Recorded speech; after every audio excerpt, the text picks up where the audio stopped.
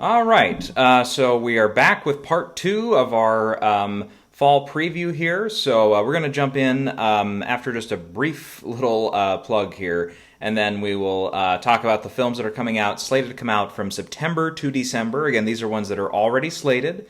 And it should be, I mean, it's not going to be like probably every last thing, again, that we know is coming out, because there's a couple that are going to plan for an Oscar run here that just don't have a calendar date yet. You know, that happens every year. But anyways, first of all, though, I wanted to say, just to kind of go off the last video there, I do have a couple books out for those of you who are new to the channel that are available on Amazon if you'd like to purchase them. They're for Kindle or paperback, and I have the third book that's going to be released at the end of this month, the 26th of September, excuse me. Almost said December, and I was like, oh, right after Christmas, wonderful. But no, 26th of September, and will be the third book in my Winter Loan series. So if you're interested in those, or if you want to pick up a copy of the first couple so that you're ready to go for the third one, then they are there. But again, I try not to plug way too much. Like, I don't put it in every video, of course. But just, yeah, especially with the launch of the new book, I wanted to make sure we mention that one at least once or twice here in the early parts of the season. So with that being said, we'll go ahead and jump in with the preview for what's coming out here later this year. Again, what is already slated, and we'll talk about its, each film's kind of relative chances at this point. And I'll try to do it without the chair squeaking way too much, but only so much I can do about that. I don't have any WD-40 on me.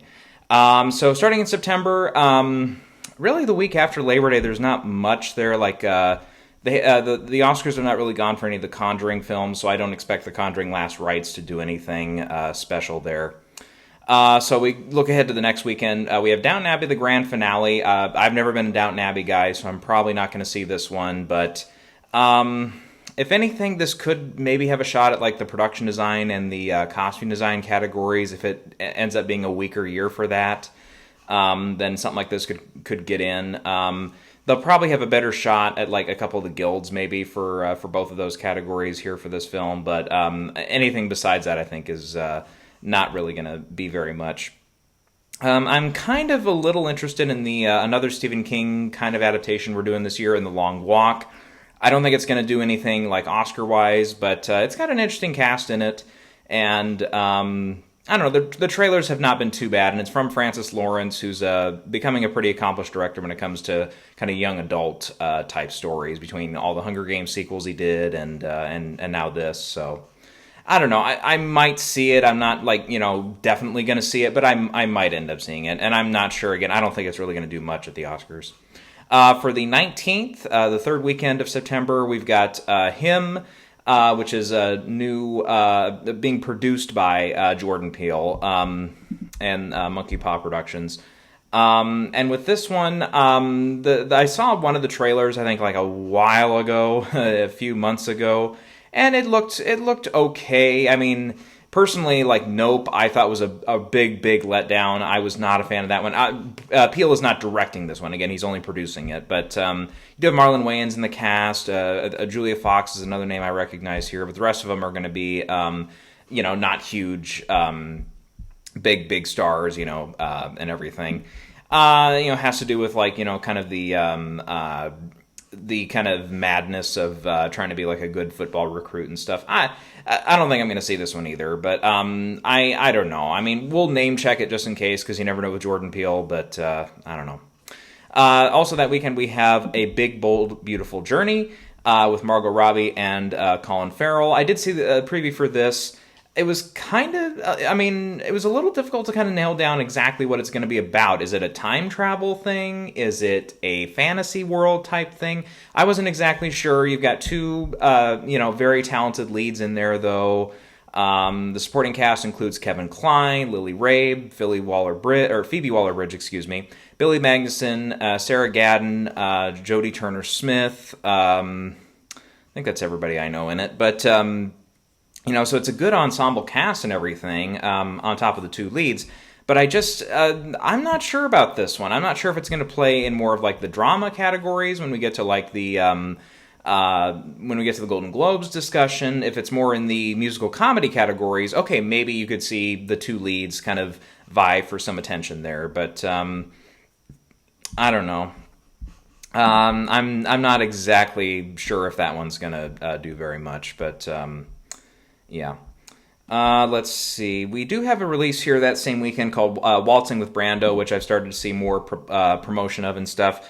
But if I recall correctly, this was eligible last year for all the categories, including makeup and stuff. But it just just didn't get nominated and everything. So I don't think that one will be eligible again. It'd have to be a very some kind of loophole rule or something that I'm not super aware of. But yeah, I really doubt that's going to be in there.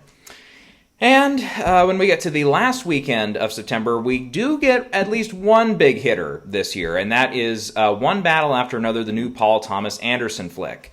And as I've said before, I do run kind of hot and cold with Paul Thomas Anderson, just some of his recent flicks, just, without getting into his, the huge history of his filmography and everything. And I have not seen every last thing he's ever done, but... Licorice Pizza I was okay with. Same with Phantom Thread. Both movies definitely had their highlights, but other moments, didn't really do it for me. Yeah, and, I always say with him, like, Magnolia is kind of his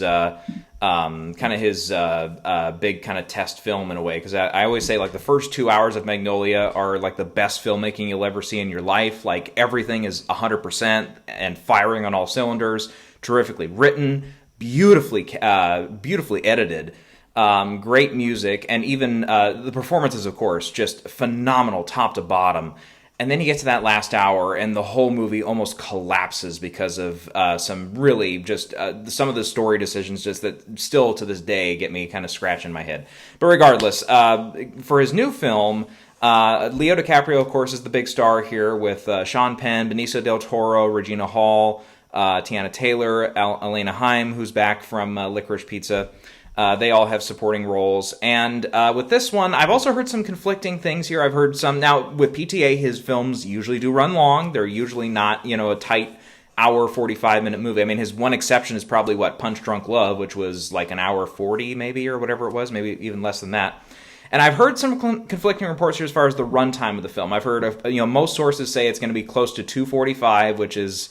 Oh, that's a, for a kind of more or less simple, guy has to rescue his daughter type story. I mean, 2 hours and 45 minutes for that? I mean, it does sound like it's going to be over long.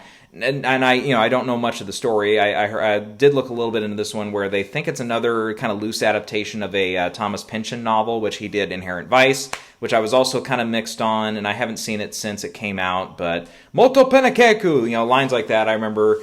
the trailer I thought was even funnier than the finished movie, like especially the Joaquin Phoenix scream take, which is hilarious when it's edited together like it is in the trailer. In the movie, it actually did not work nearly as well. But anyways, with this one, otherwise, the other report I heard, by the way, is that it's only going to be a very tight hour 45 minutes. So it's either an hour longer or shorter than it's been reported. Obviously, we'll see when we get to the end of September here when it finally does play.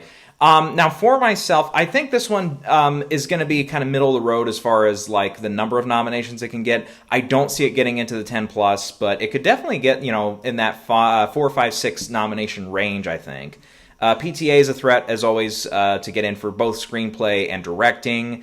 A picture is probably in at this rate. Leo, I'll bounce around a little bit with Leo possibly getting in here again. Best Actor is really stacked this year when we look at it.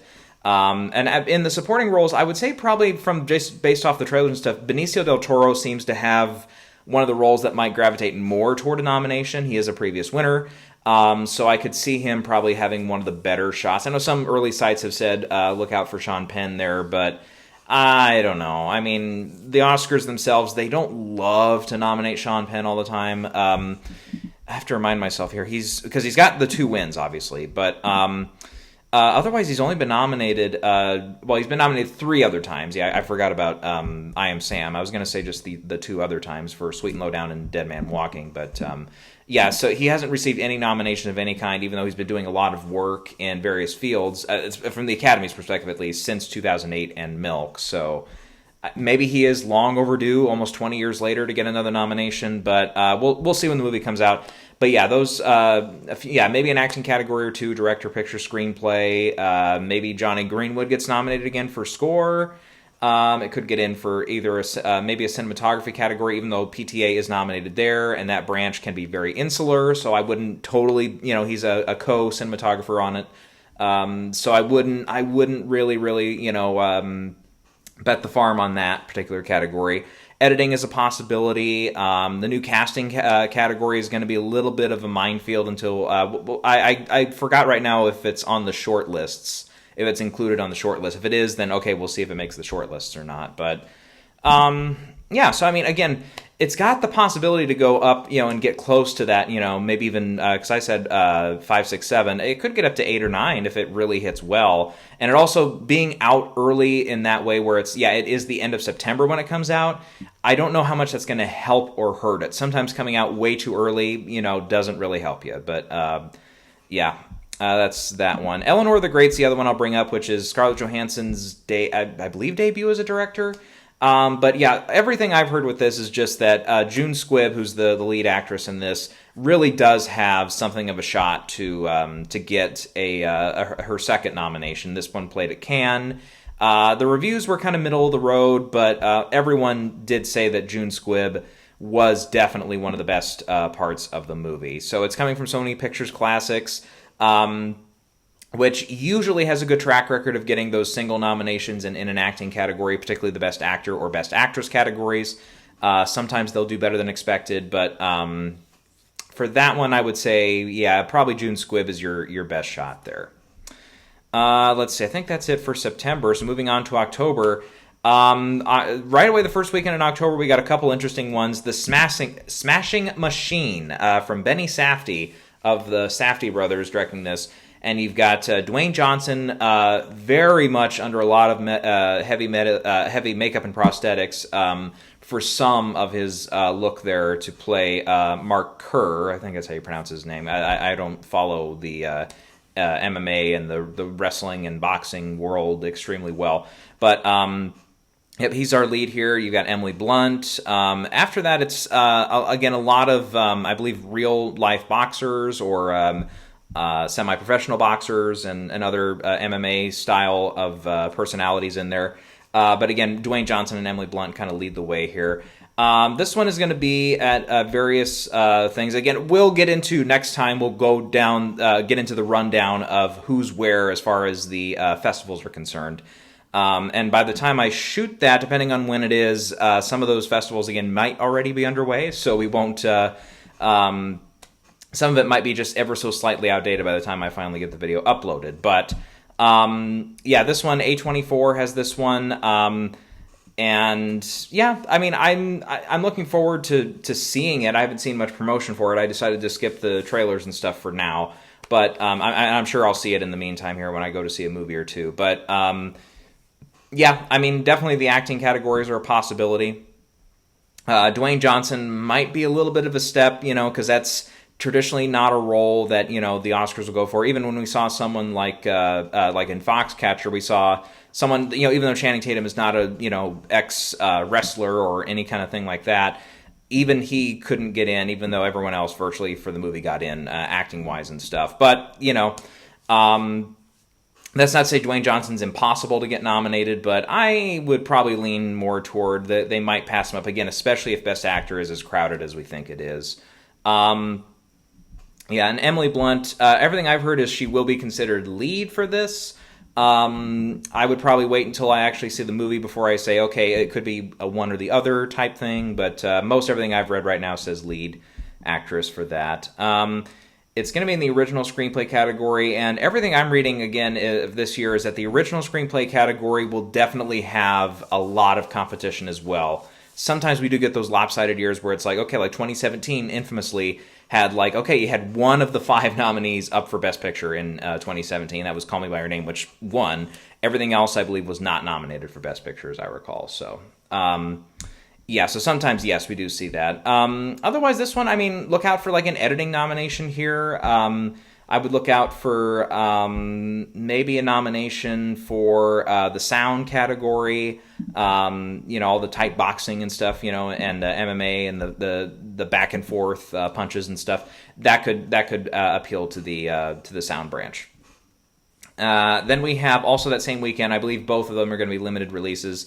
Anemone is up next, and it's the long-awaited return of Daniel Day-Lewis to the big screen. And I always figured that when we saw him give his farewell performance in Phantom Thread, I was like, almost everyone was guessing he was probably going to come back at some point. And with this one, I believe his son, Ronan Day-Lewis, is directing and co-writing this. It's got the Plan B team behind it with Brad Pitt, Deanie Garner, Jeremy Kleiner helping produce it. Stars Daniel Day-Lewis and Sean Bean. Samantha Morton is also in there in a supporting role. Basically set in in Ireland, and the first trailer was just intense as hell. Just very, very intense film there from the looks of it there from the first trailer, which actually just dropped earlier in the week that I'm recording this. So with this one, definitely I think with Daniel Day-Lewis coming out of his retirement, potentially for one last time, we'll see. I mean, he is in his mid-60s now, or actually late 60s. He's 68 this year. Maybe he only has a couple performances left in him, and the way he, does like to take small hiatuses, like 4 to 5 years in between roles and stuff, I wouldn't be shocked if he actually gets maybe one more possible performance. So when you have someone like that, that's a rarity that comes out. I can definitely see, again, in the Best Actor category, Daniel Day-Lewis doing that. We'll see where they end up putting Sean Bean, because if it's truly a two-hander, it's just really hard to get both actors in the same acting category. But I would bet with this one, it's from Focus Features, I would guess they'll want to try to run Sean Bean in supporting to try to get him a better shot at getting nominated. Because, and again, even if the performance from Sean Bean is terrific, someone who's never been nominated, and I think has always been a quality actor. I just think Daniel Day-Lewis, just the notoriety and stuff, it's going to beat him out every time if they're both going for just the one category. Otherwise, with that one, it does look like it is a period piece. So, costume design, production design, of course. Maybe possibly editing if it goes over well. The cinematography looked kind of striking there, so I would actually not be shocked if this year we will have cinematography as one of the short lists. So if it does make that short list, I would say, okay, maybe.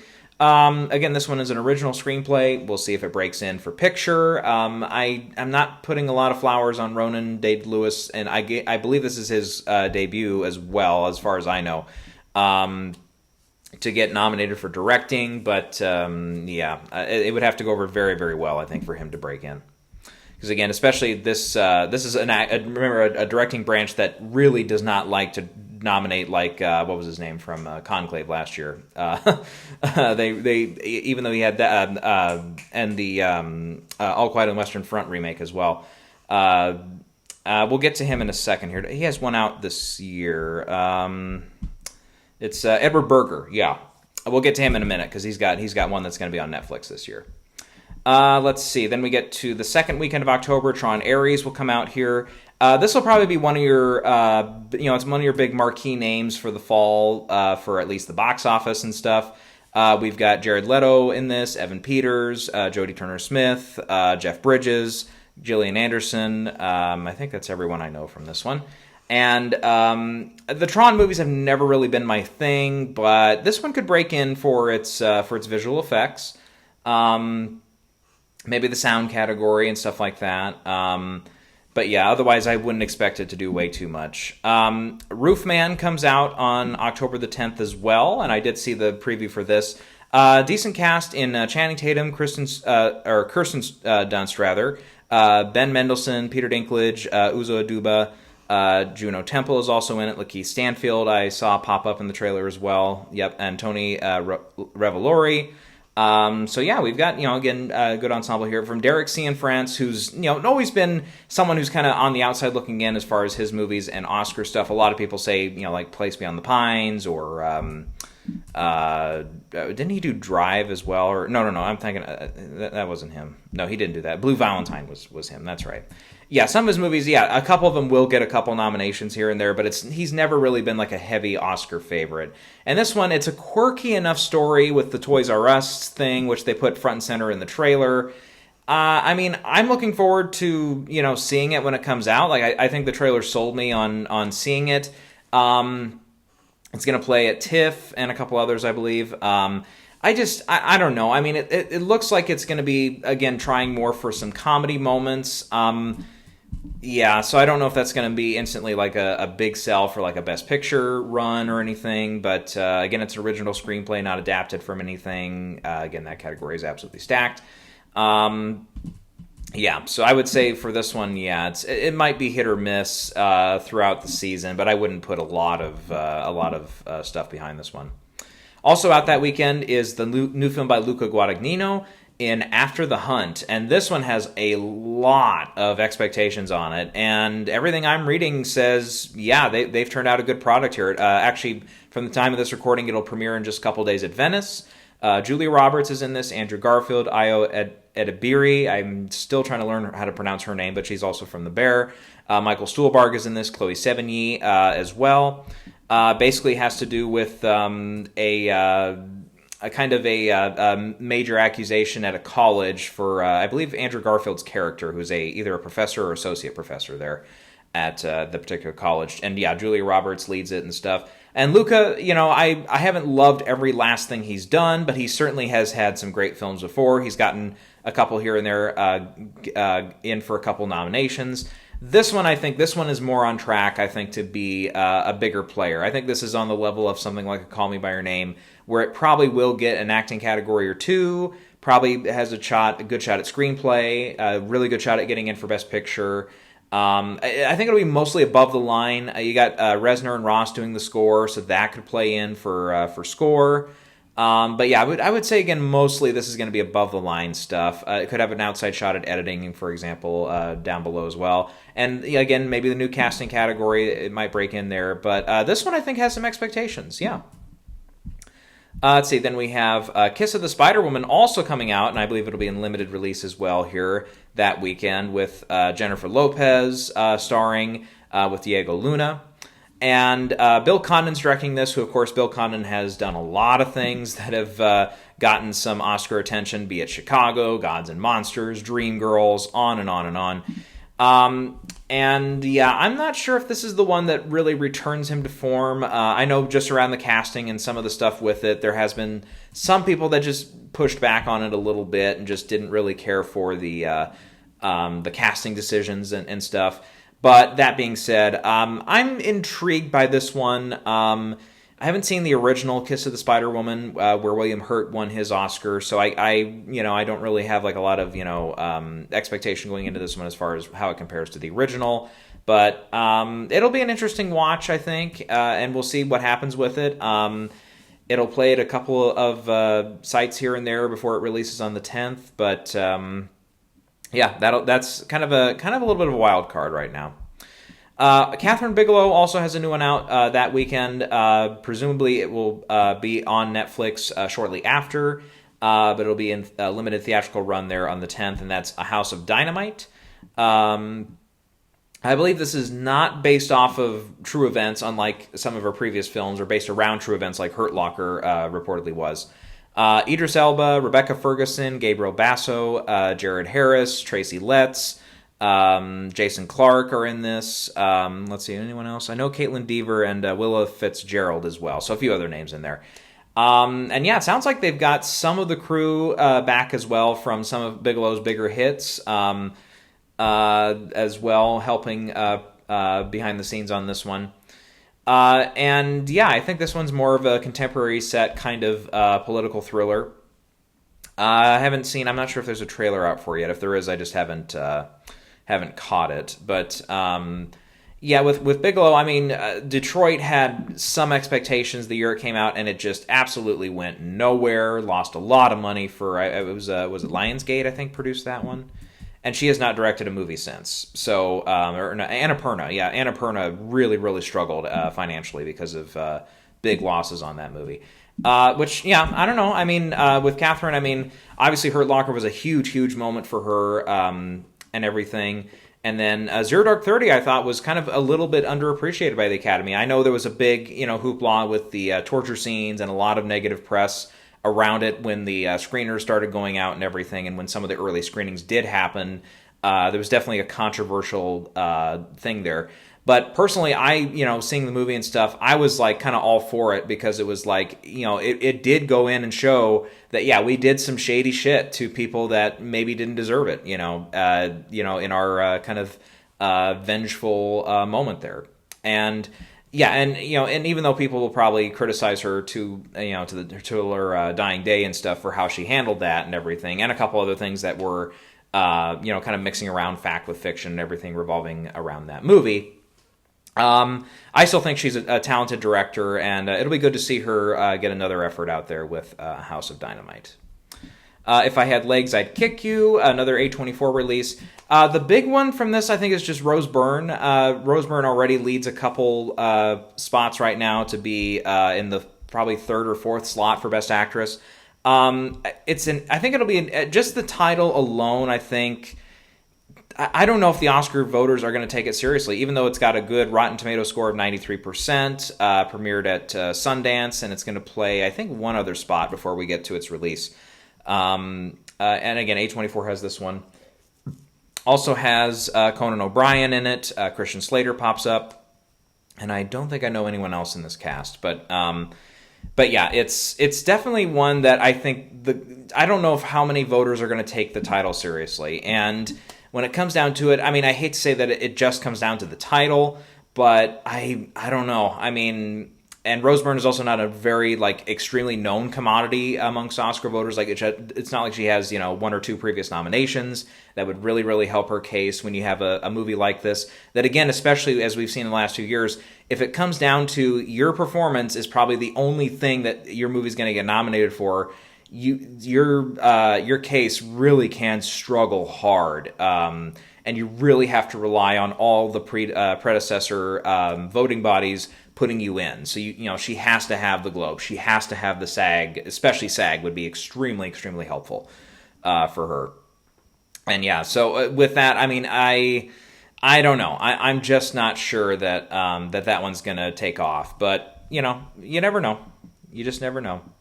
Another one from Netflix coming out in October is Ballad of a Small Player, which I believe is a gambling having to do with gambling storyline. Colin Farrell stars in this one. Tilda Swinton also is in this one. Edward Berger's directing this. This one is adapted, so it's one of the few contenders we've talked about that could play an adapted screenplay.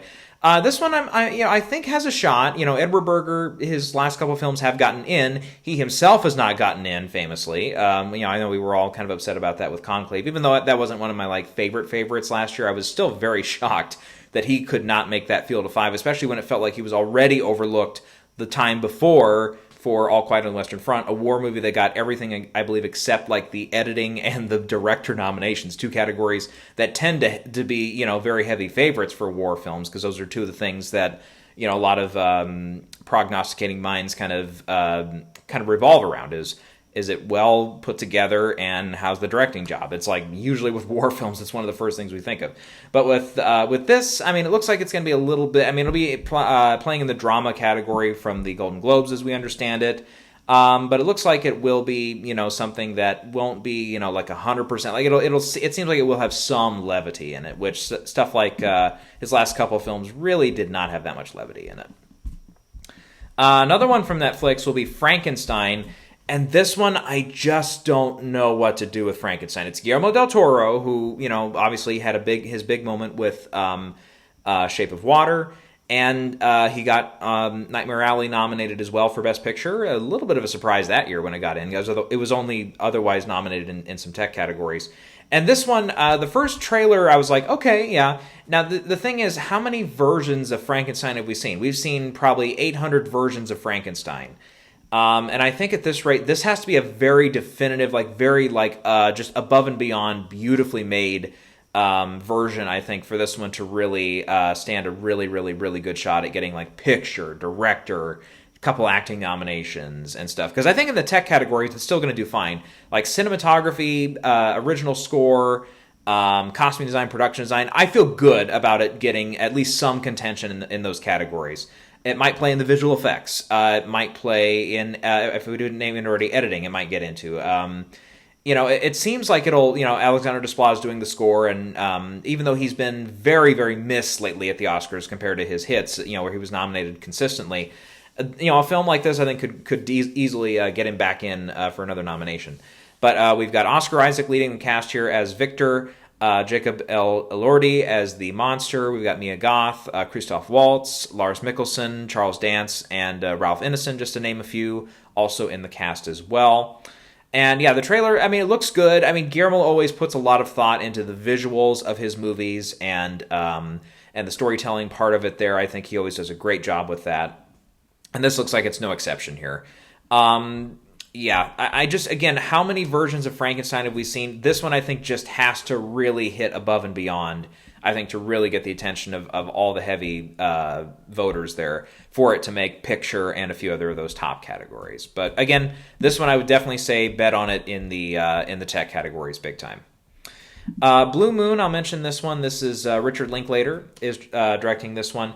And yes, for a brief moment, I was fooled into thinking, oh, it's another in the After movies, which is the Before. God, I'm an idiot. The Before trilogy. Yeah, it tells me how smart I am. Yeah, Before Sunrise, Before Sunset, Before Midnight. I thought, oh, Blue Moon, that kind of makes sense. And it's not. And I was like, oh, for half a second, I thought it kind of makes sense as a title, as a follow-up. And Ethan Hawke is also in it, so I was like, okay, it makes sense.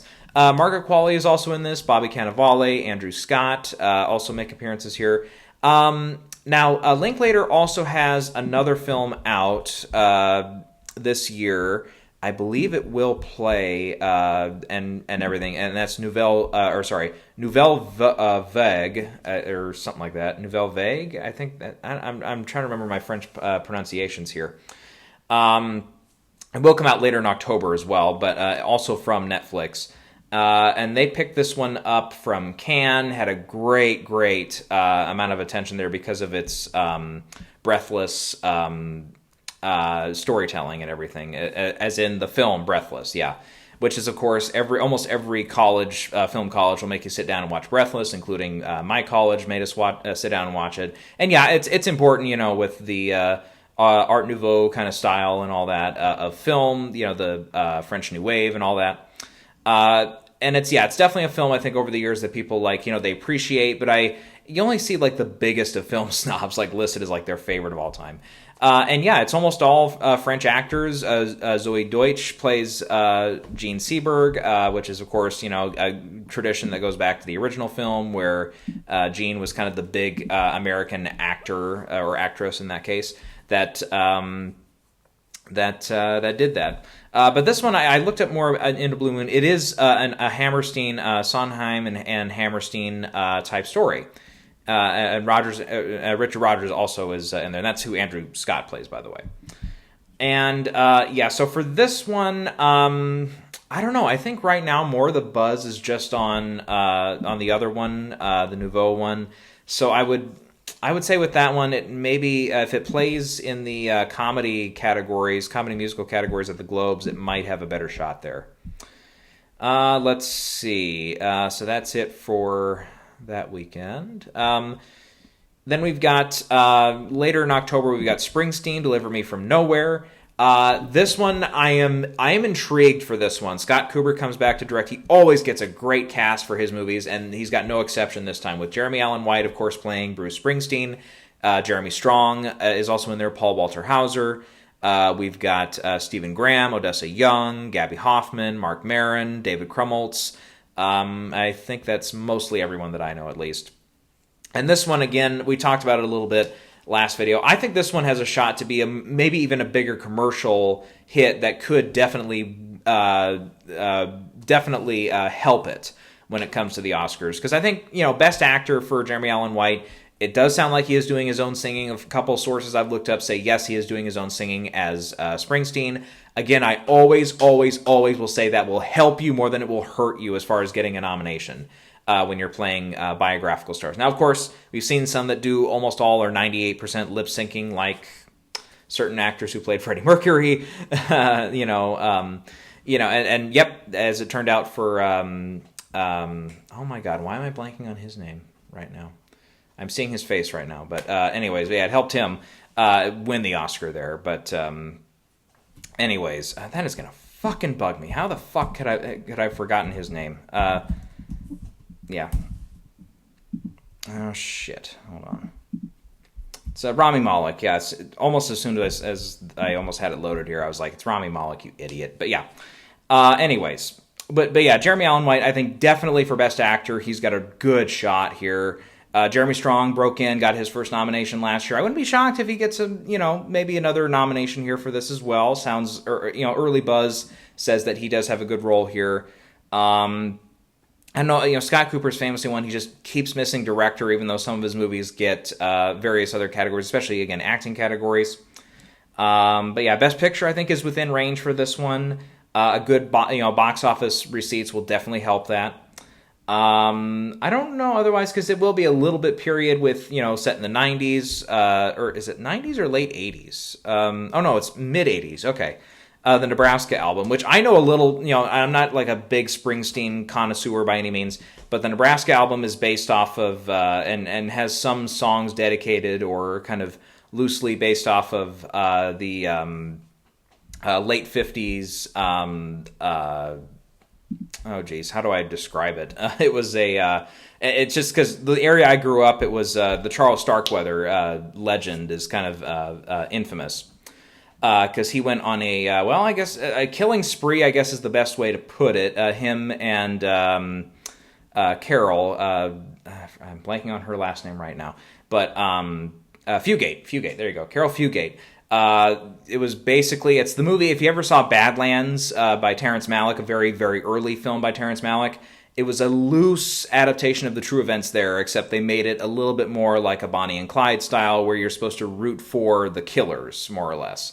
And in this way, because I've seen, there's a particular, if you can ever find it on YouTube, there's a great documentary that was produced it was like the 30th anniversary or 35th anniversary, I think, of the shootings in the late 50s, and the killing spree that happened in and around Lincoln, Nebraska. Again, this is something I grew up not way too far from the area, so I know a little bit more about this. But anyways. But yeah, Starkweather became kind of a pulp hero somehow, even though he killed, what was it, like 12 people or whatever it was.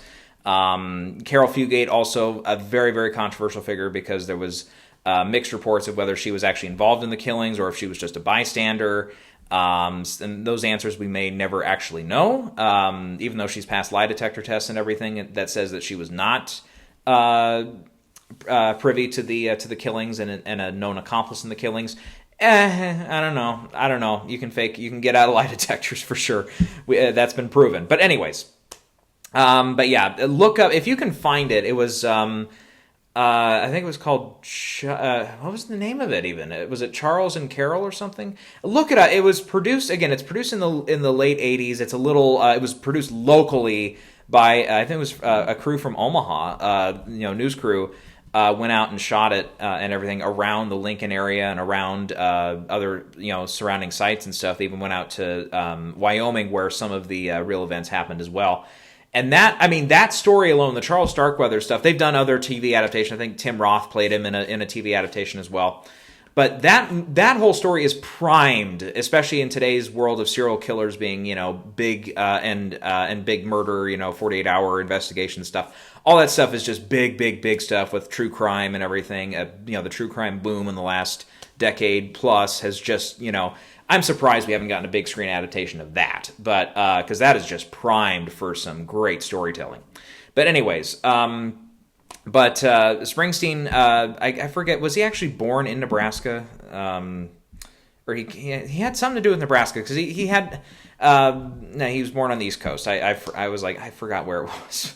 I was like, I thought he was, something like that, but I'm like, he had some connection to Nebraska at some point, because he heard about the stories and he went there and visited and stuff and everything. And he wrote some songs for the Nebraska album, including some that are kind of almost from Starkweather's perspective. And there was some controversy with that when it came out and stuff. And a lot, especially local people that were, family members of, associated with any players at the time and stuff. A lot of them were just like, no, don't celebrate the guy.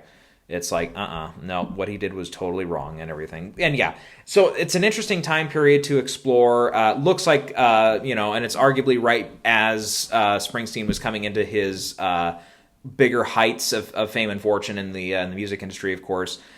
arguably, but you could say like, yeah, he had his peaks and stuff, but then like in the 90s he was popular again and he had some good stuff, especially around the early 90s with the Philadelphia song winning an Oscar and stuff like that. And like every artist, yeah, they have their little lull moments before they jump right back on top again. But yeah, I'm very interested to see this film. And I think it can, again, probably not going to be like a Complete Unknown last year where that broke out and got to, it got to like 8 or 9 nominations. I think it was 8 nominations last year. I don't quite see Springsteen getting to that level, but it could definitely play. And again, it'll probably be, again, a bigger player in the top categories than it will in the tech categories. But I think it's got a decent shot to get a good number of nominations. Then we have Bugonia, which is a new film from Yorgos Lanthimos. That'll also premiere in October. It'll actually screen tomorrow, day of the recording, tomorrow at Venice. And this one, I'm going to be honest, having seen the trailer and looking up the context of the story and everything, I don't know. I just don't have a lot of faith that this movie is going to be the big breakout that a lot of other people do. A lot of people have this like right up top, like this is going to be a picture nominee, it's getting in for director, it's getting in for actress, it's getting in for actor, it's getting in for screenplay, it's getting in for... it's going to be the next Poor Things or The Favorite is going to get double-digit nominations. I don't know if this thing gets any. I mean, honestly, looking up the storyline and stuff and looking up all this stuff, I just don't know if this thing breaks out and gets any nominations. Not saying I don't have faith in the director or anything, because Yorgos, has done some great work. Poor Things I thought was a big accomplishment. I thought that was a fantastic movie. And then even Kinds of Kindness from last year, I saw that one and I struggled with some of it, but I ended up saying, okay, it's still at the end of the day a good movie. I don't know. With this one, I just don't get a sense. I don't know if I'm going to like this movie or not. And on top of it, I really don't know if Oscar voters are going to like this or not. And Yorgos, I don't think he's been a consistent enough player. Like, he's gotten a couple nominations and stuff, but he's not like, he's not to the level of like a Scorsese or a Spielberg or a Alfonso Cuarón even. You could almost argue like someone who's just more consistently nominated, that gets, more films in for Best Picture. And yeah, Yorgos kind of has, is something is still of an acquired taste. I think there's still some people, obviously the years of The Favorite and of Poor Things. I think there were definitely some Oscar voters that year that, still liked other movies and didn't really vote for his films that much. Now, that being said, if Begonia does take off and it's really, really great and everyone loves it and it actually looks like it will be a huge, huge player, then yes, this thing does have a shot at getting close to double-digit nominations. But right now I have it at 0 because I just don't know if they're going to go for it. So that's my opinion, at least. Let's see. And I think that'll do it for... everything there for October, except we did mention a Nouvelle Vague for Richard Linklater. We'd already mentioned that. That's coming out toward the tail end of October. Let's see. Then we get into November. Nuremberg comes out right away in early November. This one is James Vanderbilt is directing this one and also writing the screenplay. We've got Rami Malek in this one, Russell Crowe, John Slattery, Colin Hanks, Michael Shannon, Richard E. Grant. Anyone else I know? I think that's about everyone I know. And, of course, it's another adaptation based off of the true events of the trials and stuff at Nuremberg. And that's always like a fascinating piece of history and a moment in history. Funny enough, and this is going to sound really strange, but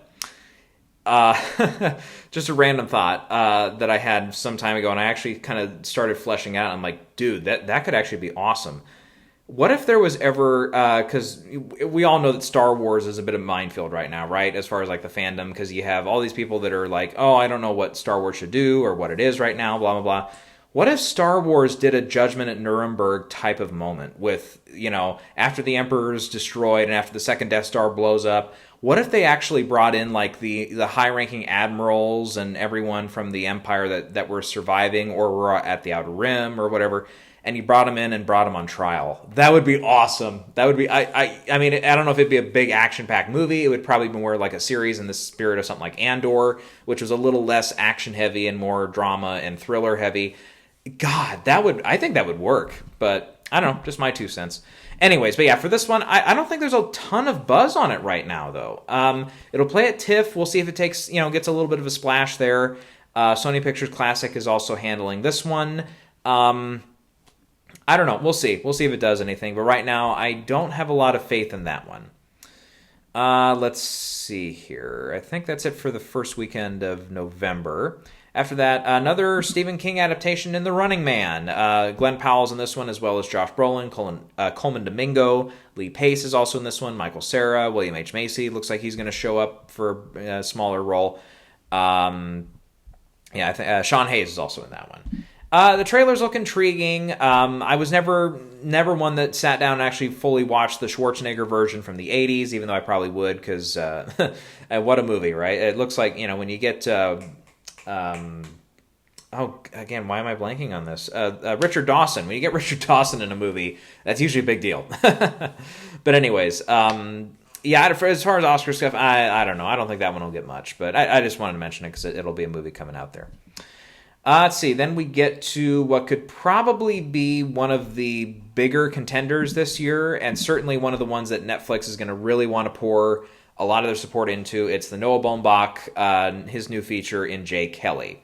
It's about, famous movie actor and kind of his private moments and, kind of putting his career in perspective and stuff. And George Clooney leads it. Adam Sandler sounds like he's actually got something of a favorite right now to be a supporting actor nominee.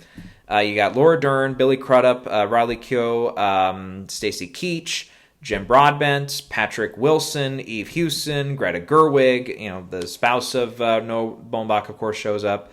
Emily Mortimer, Isla Fisher. Anyone else I know in here? I think that's it. Giovanni Esposito, I suppose, shows up in it. That's what I've heard. Where do I know him from? Oh, no. Okay, that's embarrassing. I was thinking of the other Esposito. I was like, Gus, but no, that's not Gus. That's Giancarlo Esposito. Yeah, I'm a racist bastard. What can I say? Sorry, that was my bad. Anyways, but with Jay Kelly, though, the first trailer looked all right. And Baumbach's trailers don't always do justice for his movies, but this one will premiere at Venice also as well tomorrow. Again, I think this is probably one of Netflix's biggest players this year. You're probably looking at least 2 or 3 acting nominees. You're looking at a screenplay nomination. Noah has struggled to get in for director, but you never know. He might break in for directing. Picture, I think, will be there. Otherwise, again, I think this one will be heavy in the above the line categories, and we'll see if it might just break in for maybe 1 or 2 below the line categories, like score. We got Marriage Story. Marriage Story got in for score and stuff, but I'm sorry, who was Nicholas Britell? I think I saw was doing the score here, so he's been nominated, I believe, at least once. So yeah. That comes out November 14th in limited. I think it'll be on Netflix by December. Let's see. Then another huge player comes out right before the holiday weekend there, and that is, of course, Wicked for Good.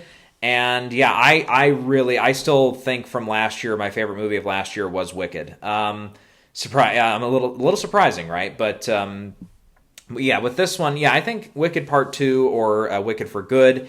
It's going to wrap up the storyline. It looks like it will get more into, okay, we're going to recreate maybe 1 or 2 things from the original classic Wizard of Oz as well, and everything. And it looks like it will expand a little bit more on the musical, as the first part did a little bit as well. I think almost everyone's back here with Cynthia Erivo, Ariana Grande, Jonathan Bailey, Jeff Goldblum, Michelle Yeoh. I think they're all back. So we don't know if Dorothy will actually have like a big part in it, because almost all the versions I've seen of the show and stuff is, it's just the outline of her, done by projector or something, depending on how they did the show. Sometimes it's another actor just like disguised or whatever, so you don't fully see their face and stuff. But with this one so far, again, almost everything in the first movie and in the trailers so far is just like from the back perspective, so you know who the characters are, but you don't see their faces. I would guess it's probably going to be close to that. I don't know if they will actually have some celebrity play or famous actor or actress play those various roles and stuff. But otherwise I think, I would say look out for this one to, we'll see if John M. Chu can get in for director this year. But picture is probably in. I would say maybe even the screenplay has another decent shot this year for getting in. Erivo and Grande I think will both get in again. I think it'll get in for almost all the various tech categories as well. Everything it got in for last time, it'll probably get in for again. Again, unless it's very, very crowded in those categories, and maybe, and again, unless maybe the movie does disappoint a little bit. But God, with the first one being as good as it was, I really think it's going to be hard that they would just take a total diversion there and just create something that wasn't, that great. But I don't know. You could argue like It Chapter 1, It Chapter 2. Some people didn't really love where It Chapter 2 went, but yeah, with those duology films and stuff. But with this, yeah, I'm looking forward to seeing it. And yeah, I'm sure it'll be great. Zootopia 2 will come out at the end of November as well. And yeah, with this one, you got almost everyone back again that was in the first film. Ke Huy Quan plays a new character. I think there's one or two other new characters that'll pop up here as well. Macaulay Culkin and Brenda Song, who I believe are married. They're in it. Patrick Warburton and Wilder Valderrama. So yeah, we got a few new people in there. And yeah, with this one, yeah, just the trailers alone and stuff. Yeah, it looks like it'll be a decent follow up to the first one. The first movie is pretty good. That first Zootopia was really good.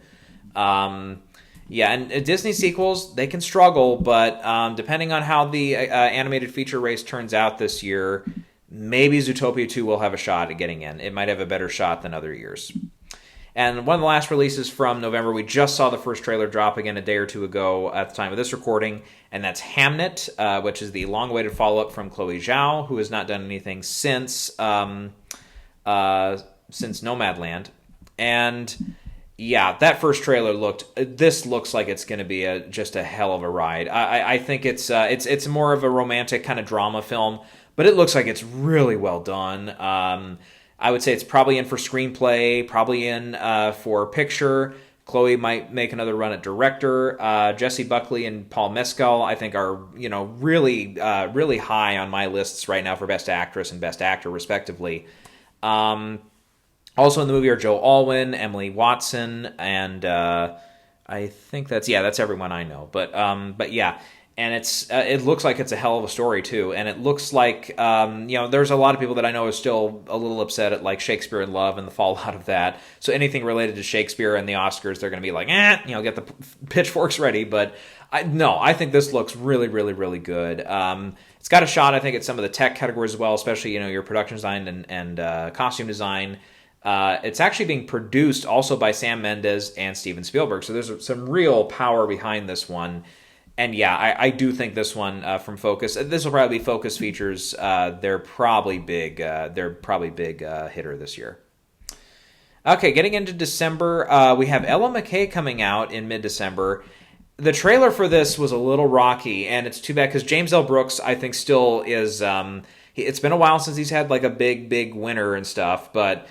Man, when he hits, he can make some really good movies. Definitely Terms of Endearment is still, I think, one of the more underappreciated films that kind of, it was popular when it came out, and then it kind of fell off a little bit.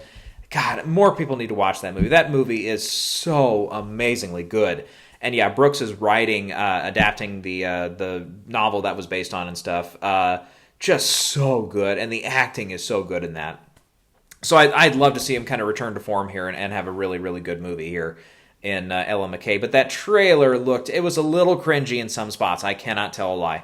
It was a little cringy. Emma McKay plays the title character. Jamie Lee Curtis is also in it. Jack Loudon, Kumail Nanjiani, Ayo Edebiri is also in this. Albert Brooks, Woody Harrelson, Rebecca Hall. I think that's everyone, again, that I recognize. But I'm just, again, I don't know. I mean, Brooks has not really had, a huge Oscar player probably since As Good as It Gets. I mean, really, you have to go back that far. I mean, Spanglish didn't do much. How Do You Know was a bit of a flop and definitely a big letdown, as some people thought maybe it had an outside shot at getting a couple things here and there through the season that year, but it ended up being a big disappointment in that way. And Ella McKay, even though it's primed to release, in mid-December, right about the time that you see one or two, studio players come out as far as who can get in for Best Picture and stuff, it's primed to do that. But I don't know. I wouldn't. I don't know. I wouldn't bet the farm on that one right now. Then we also have that weekend coming out on in limited release before it'll hit Netflix. and that is, I believe, they'll do that again like they did with the last one, and that is Wake Up Deadman, the next film in the Knives Out saga. Daniel Craig, of course, is back for this one. We've got Josh O'Connor, Glenn Close, Josh Brolin, Mila Kunis, Jeremy Renner, Kerry Washington, Andrew Scott, Kaylee Spaney, and Thomas Hayden Church. And I think that's everyone I know in the cast there. He always gets really good cast for these movies. But yeah, the first Knives Out, I think everyone still agrees is a really great movie. Glass Onion has its haters for sure. I liked that one enough. I didn't think it was perfect. I thought it was a step down from the first Knives Out. But we'll see if Wake Up Deadman maybe actually is a little bit of a bounce back for Rian Johnson here. Now, for my money here, I would probably say look at this one to score another nomination in the writing department there. It'll be an adapted screenplay, of course, as a spiritual sequel, if not literal sequel to the last two films. Yeah, and one other thing, I can't escape this. Give me 1 second here. Hold on. You see this, I don't know how, let me double check how this is coming out on camera here, but is that better? No, that's worse. I can't flip it right now, but Rise of the Deadman was my first novel, which, again, there's a link in the description for that one. This is called Wake Up Deadman, Rise of the Deadman. Rian Johnson, you've been stealing from me? Just a funny coincidence. As soon as the title was announced, I was like, okay. Anyways, I'm not taking him to court, guys. Don't worry. I wouldn't get a penny from him. Then we have, later on in December, of course, one of the biggest of the big studio releases, and probably what will save theaters, more or less, is probably the narrative will go, is Avatar, Fire and Ash. And I loved the last one. What was it? Way of Water. I thought was phenomenal. I thought it was superior in every way to the first Avatar. This one, the first trailer, it looks promising. Looks like it'll, kind of follow in the same trajectory and stuff. I don't see it, this one didn't, totally blow my socks off trailer-wise, but it, looks like a solid trailer and stuff. Of course, we got Sam Worthington and Zoe Saldana back, as well as Sigourney Weaver. Stephen Lang will also be back. Anyone else from the last movies? Kate Winslet, yep, she'll be back. Giovanni Ribisi supposedly has another role in that, even though he was very, very, very, very briefly in the last one. Let's see here. Edie Falco, I think, will show back up again. Yeah, and there's maybe one or two others in this one as well. But yeah, with this one too, I think this one also will have a shot at Best Picture. Definitely for visual effects. Definitely going to be a player potentially for the production design and stuff. Cinematography might be in play again as well here. Film editing might be in play. The sound category will definitely be in play. Yeah. So I think this one will do just fine at the Oscars. Yeah. One more from that weekend we'll do. Two more. SpongeBob movie Search for Square Pants. I don't know if that's supposed to be actually like 2 words, square pants, like he's actually searching for his pants, or if it's just Search for SquarePants, the title character. But either way, it looks like it will be, at least animated enough to count as a possible nominee in the animated feature category. But we'll see. Sometimes like they did in the show back in the day, they would combine some live action and some animation. So. Ruling probably coming on that at some point. Then we have Bradley Cooper's next film in Is This Thing On? We also saw a trailer drop for this recently. The trailer was intriguing, and I like, Will Arnett is starring in this. Laura Dern is also in it. Andra Day. We've got Bradley Cooper in a supporting role. Kieran Hines showed up in the trailer as well. Sean Hayes is in it. Peyton Manning shows up, I would guess, as himself, but you never know. Anyone else I recognize? I think that's it from this one. Yeah, Maestro, I was not a fan of Maestro, so I think Cooper needs to kind of recuperate his directing stuff this time around. He's also co-writing this. He's also producing it. He's a supporting role in it.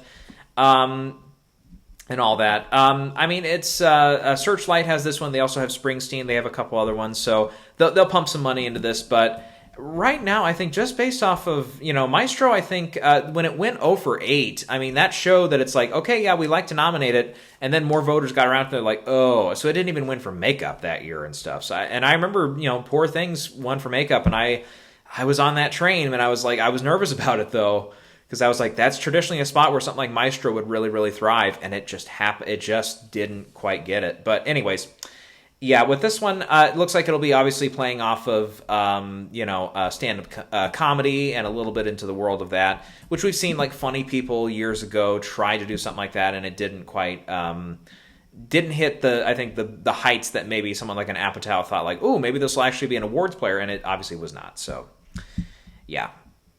Otherwise, Christmas Day looks a little light right now on the release schedule.